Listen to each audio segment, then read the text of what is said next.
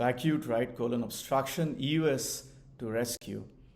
So we'll present an interesting case and a challenge we encountered recently. This was a 68-year-old gentleman who presented with a history of 1 month with abdominal pain and vomiting. He was cachectic, severely malnourished with albumin of 1.5. His heart failure with ejection fraction of 20%. So this was the CT scan, and you can see on the views that small bowel was diffusely dilated and the suspected location of obstruction was felt to be ileum and the right colon region.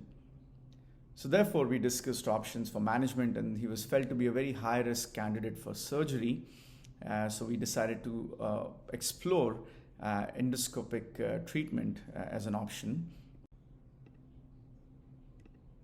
So the colon scope was then advanced across the rectum into the right colon. You can see there was a lot of gaseous distension, surprisingly distally. And you can see large amount of stool, which took us a while to clear. And then ultimately we could see the mass in the cecum, and it was not viable for endoscopic colonic stenting.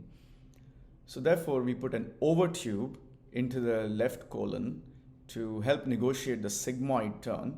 And through that overtube, the echoendoscope was advanced into the right colon, and we can see the distended dilated bowel loops with ascites.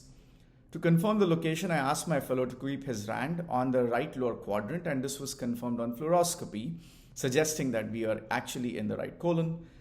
A suitable window was identified with a good runway of 3 centimeters.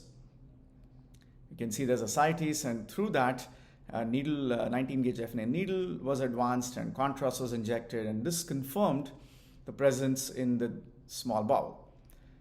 Following this, a cautery enhanced lumen opposing metal stent 20 millimeters in diameter was then advanced from the right colon into the dilated small bowel, which was presumably the ileum, and stent deployed successfully with free flow of small bowel contents.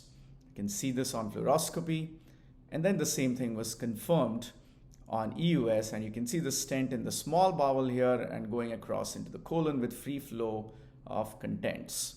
So the patient's X-ray before the procedure is seen on the left, and on the right is the X-ray post-procedure with resolution of the colonic obstruction. The stent seen in the right lower quadrant as expected. Coloenteric lumen opposing metal stents have been used for management of small bowel obstruction in this multi-center series of 26 patients with a technical success of 100%, clinical success of 92%, with an adverse event profile of up to 15%. Thank you.